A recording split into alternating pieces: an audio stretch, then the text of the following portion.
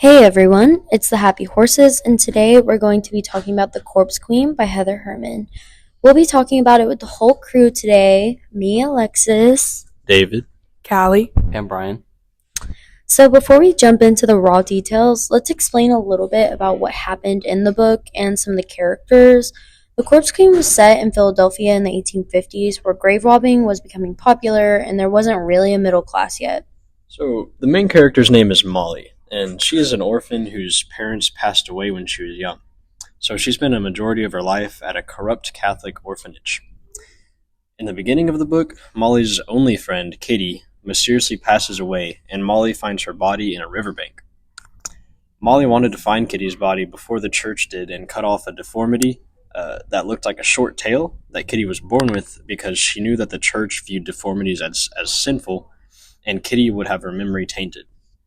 But when Molly found Kitty's body, the tail had already been cut off.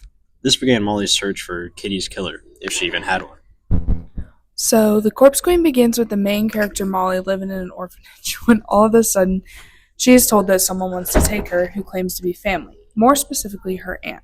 Ooh. As far as Molly knows, she doesn't have any more family. She believes that her mom and dad have both passed away and that was all that she ever had. Molly was taught while in the orphanage that all she was ever going to be was someone else's. Essentially, her destiny was to become a maid. That is until Ava came along. Molly is taken out of the orphanage and brought to a very elaborate mansion. She is then soon met with Ava, who is actually Molly's mother, who explains that she would like to share with Molly the opportunity of a lifetime. If Molly takes this job from Ava, she would never have to long for anything ever again. She would always have nice clothes, food to eat, a place to live, and she would even eventually be offered big studying opportunities that hardly any woman in that time period had. Ava sets her up with her first task without telling any details to test her. Ava wanted to see how Molly would perform. Little did she know, Ava is the Corpse Queen.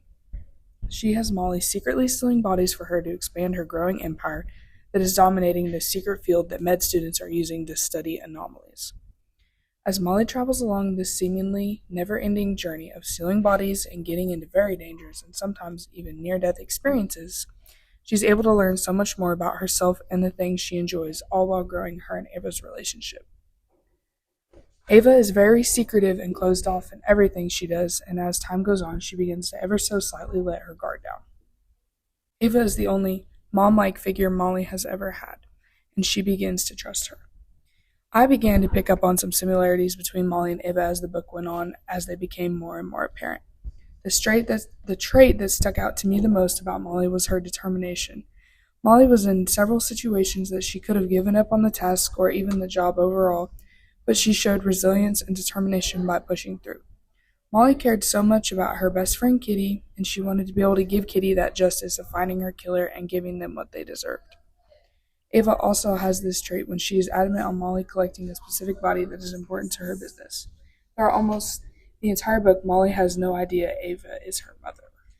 Which, when I read that part of the book, I thought it was crazy. And when we were all reading it together, it was supposed to be like a parent that was her mom, but I had no idea. I couldn't even tell. Well, actually, yes, I did. But I feel like it wasn't even actually confirmed like everyone said it was. Yeah. Until the very, very end.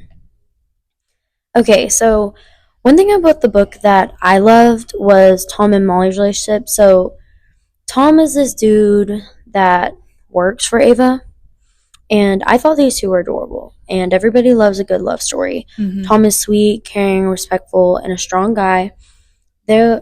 There are some things early on that you wonder about him, like why he has a red shoelace and why he has a scar on his face. Yeah. Okay, so Molly and Tom met the first night that Molly was going to meet her aunt. Even from the beginning, Tom was very flirtatious and obvious about his attraction toward Molly, and he was actually the very first person to tell her that she was beautiful. Because of the way that the nuns and everyone else had previously treated Molly, she thought that she was just the ugliest girl alive, which wasn't true. They were just rude. After Molly's first day at body snatching, Tom brought Molly a joke gift. So during the actual stealing, the first thing that she stole from Body was a head, or not stole, but she got it as a package. And Jenny, this other girl who is a main character as well and is a friend of Molly's, had helped her and called it cheese. So Tom brought her cheese the next day as a joke, and like she was like, "Oh no, no, no," and he just thought it was so funny. Anyway, Tom and Molly continued body snatching, and they grew really close. They had a bunch of moments where they were close, and Molly realized that she was starting to become attracted to him. At some point, Molly decided that she wanted to be a surgeon, and later on, so whenever Molly actually decides she wants to be a surgeon and she sees it, we meet James. So this is about the time where she is trying to become a doctor and she's working with Dr. Lavelle, who is the main bad guy. Well, okay, one of the bad guys in the book, but we don't know that until the end of the book. So James is rich and into the same things as Molly, and he makes Molly think that she's starting to fit in with the doctors because she has serious issues with feeling like she doesn't belong anywhere. She also has like abandonment issues too.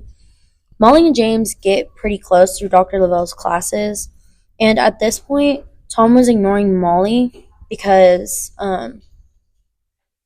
so Tom did not agree with Molly's decision to want to be a surgeon because he so his sister actually died and had to do with the rich, and it's less of like a surgeon, but it's more of like he had a prejudice against rich people. So he was like, Molly, you can't do that, like you can't be a part of him or them. And Molly, and he was like, my sister died because of this, and that's why he wears his red shoelace.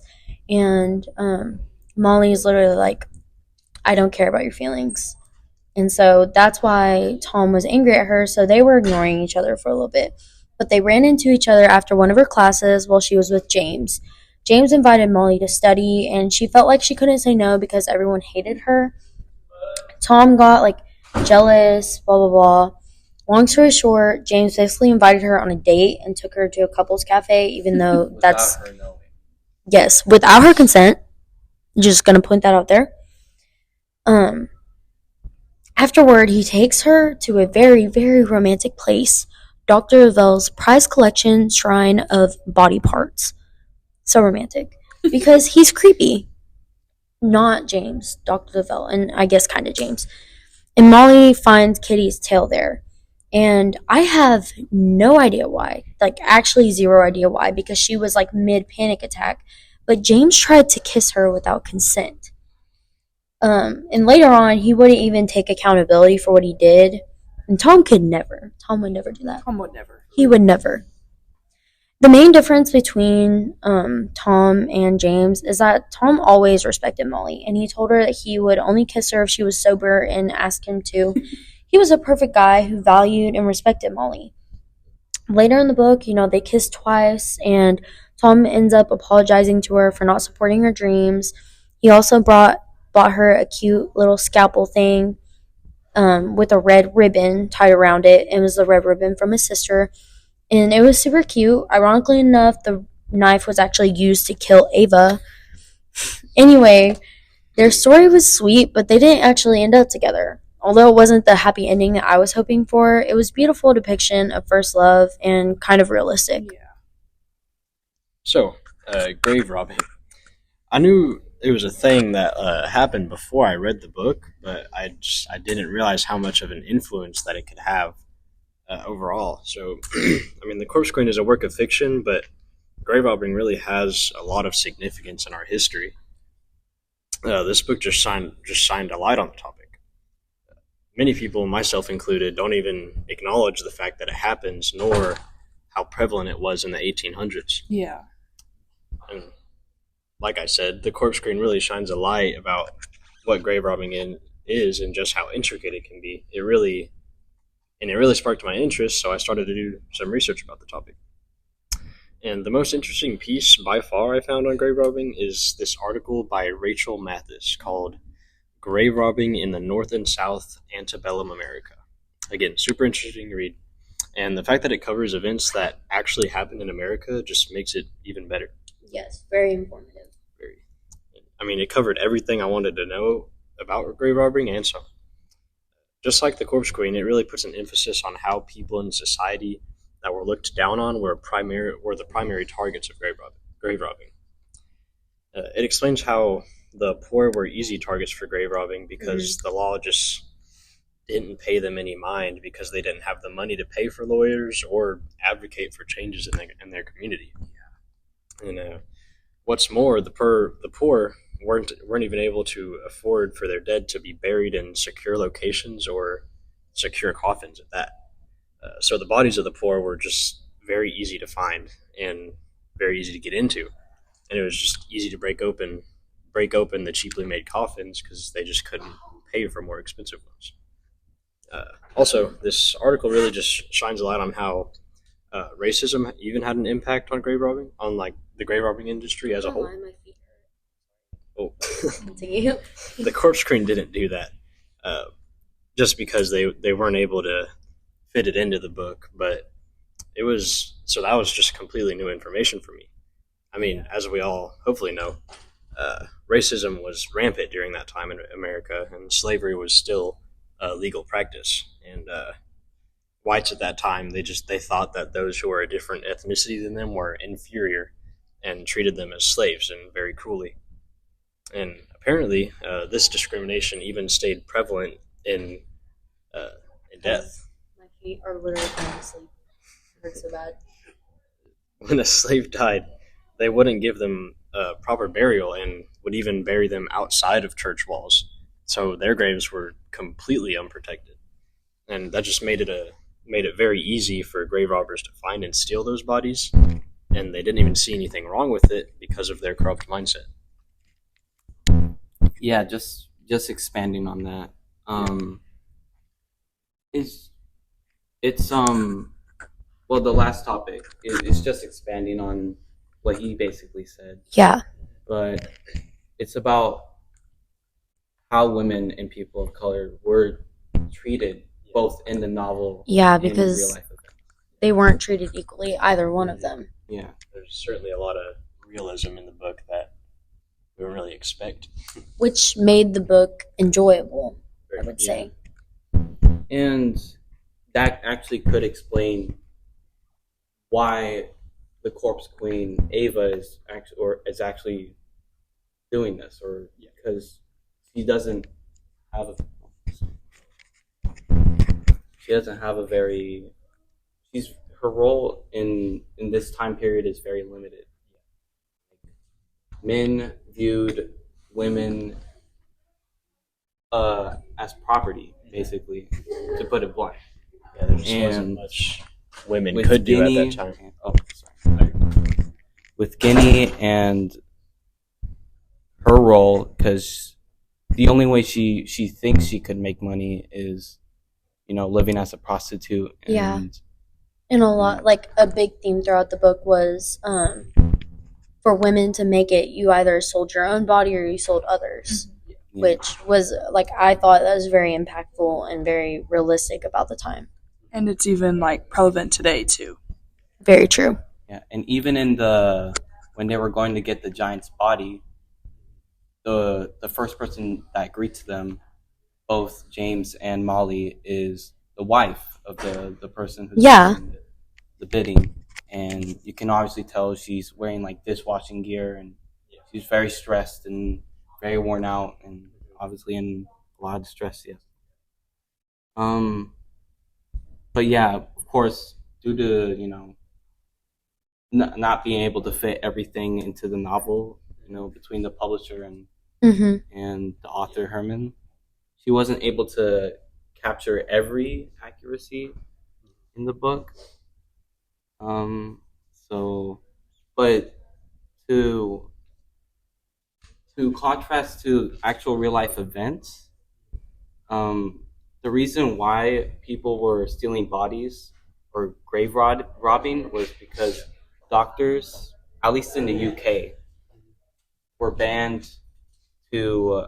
basically banned to dissect Bodies. actual human bodies. Yes, and they were experimenting with animal bodies, but that wasn't working. So basically, they would hire resurrectionists. That's what they were called, the grave robbers, and they would steal bodies from from lower status, including people of color, as the general public wouldn't care and their families couldn't afford to protect their bodies with legal litigations and such. And it's like the only people that mattered at that time were like the rich. They were the only ones that could afford the protection and all that type of stuff. Yeah. It was only when a person of high stature was found out that they were being dissected. And that was a big theme in the book. And that was when it caused some like protests. Yeah. And actually, at that time, doctors, like you said, they needed to dissect a certain amount of bodies so they could actually become doctors if they were studying to be one. And of course, there were certain laws against obtaining bodies legally. So, like you said, they just had to steal them and hire other people to steal them. Mm-hmm. I just can't imagine like getting in a grave and like getting all disgusting like that. Because also that's gross. Yeah. Like that's not good. That's nasty. And the intro of the book is legit. I just want to say that Kelly, your eyes are very puffy right now. Oh, I'm sorry. And the bodies, like some of them were like kind of far along in like the decomposition stages. Like that's disgusting. It is really gross, and I just don't know. I get it, but like, no, I don't get it. So, everyone, what was like your takeaway about the book? Like, how did you feel overall? What did you think about it?